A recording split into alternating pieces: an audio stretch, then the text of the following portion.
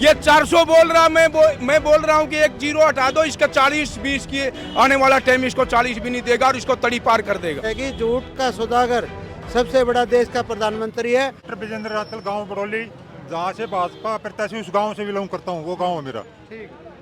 अब की बार आपके गांव के प्रत्याशी खड़े हैं और आप कांग्रेस की रैली में आए हुए हो। हम कांग्रेस के सिपाही हैं और गांव में उस प्रत्याशी की जमानत जब्त होगी। अच्छा, आपके गांव से? बड़ौली गांव से। बड़ी बात कर रहे हो, बड़ौली गांव से मोहनलाल बड़ौली की जमानत जब्त होगी। जब्त होगी। अच्छा, 5 साल का उसने देख लिया, विधायक बनाया था राई की जनता ने। 5 साल तक उसने सिवाय काम करने के बजाय लूटने के सिवाय और कोई काम नहीं किया, किसी गांव में भी नहीं गए। और मोदी का चेहरा ये जनता पहचान चुकी है। ये 400 पार कह रहे हैं, मैं पूरे दावे के साथ कहता हूँ 150 पार नहीं होंगी इनकी। अच्छा, 150 पार भी नहीं जाएंगे? 150 पार भी नहीं जाएंगे। पिछला विधानसभा का चुनाव हुआ, ये 75 पार कह रहे थे और हम इनको जमुना पार कह रहे थे।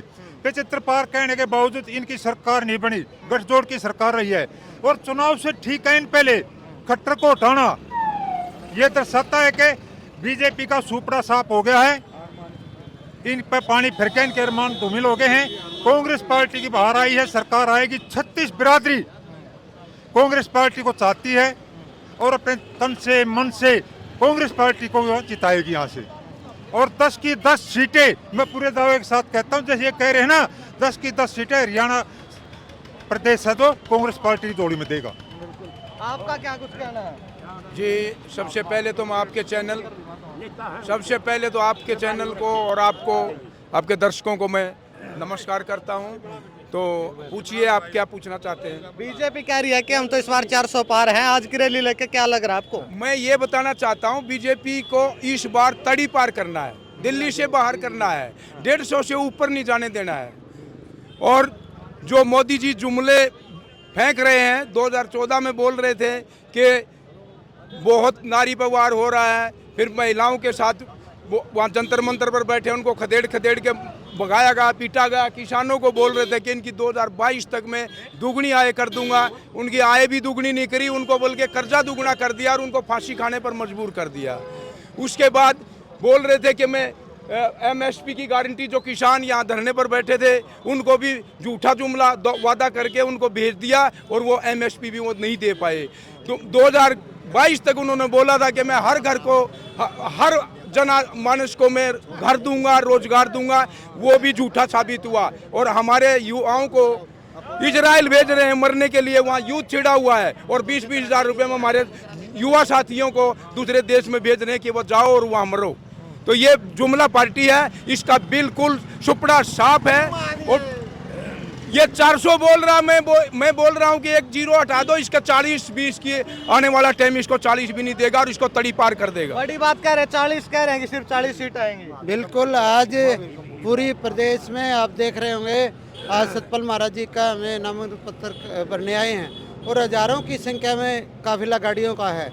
एक जोश, एक उमंग, बिल्कुल ये जनता लड़ाई लड़ी है। जनता लड़ाई लड़ने का कारण आप देख रहे हैं, जो मोदी साहब के जो वादे थे, चाहे 2 करोड़ युवाओं को रोजगार देने की बात थी, चाहे 15-15 लाख रुपए देने की बात थी, चाहे किसानों के फसलों के दाम दोगुना करने की बात, सारे वादे बिल्कुल के धराशायी हो गए।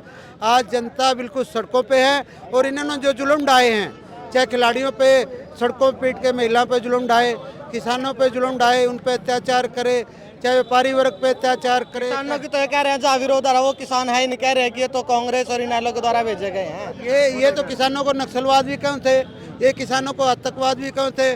फिर 3 कृषि काले कानून मोदी जी ने माफ़ी मांगी सरेआम पूरे भारतवर्ष में, फिर वो माफ़ी क्यों मांगी, वो 3 काले कानून वापस के लिए। ये सिर्फ जुमलेबाजी की पार्टी बन के रहेगी। झूठ का सौदागर सबसे बड़ा देश का प्रधानमंत्री है और प्रधानमंत्री जितने भी जनसभा में भाषण देते हैं वो शोभनीय भाषा नहीं बोलते। अभी ताज़ा कोर्ट का फैसला आया था ईवीएम मशीन को लेके, और जो भी मंगलसूत्र की जो बात कर रहे हैं, भाई मंगलसूत्र कांग्रेस पार्टी छीन लेगी।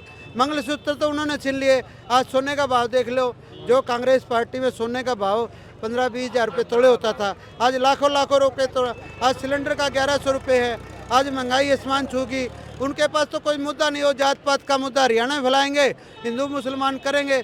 और एक बात मोदी जी जो बोल रहे हैं बार बार, वो ईवीएम मशीन पे उन्होंने कहा विपक्ष को कोर्ट ने ऐसा तमाचा मारा, ऐसा तमाचा मारा क्या कोर्ट कभी किसी को तमाचा मारती है? ये अशोभनीय बात जो प्रधानमंत्री कर रहे हैं, ये अच्छी बात नहीं है, अहंकार की बात है, ये हिटलरशाही की बात है, ये तानाशाही से तंग है पूरा प्रदेश और देश। आज सड़कों पे जनता लड़ाई लड़ेगी। और जो 400 पार की बात करें, मैं तो उन 400 हारेंगे, कई कैंडिडेटों की जमानत जब्त होगी।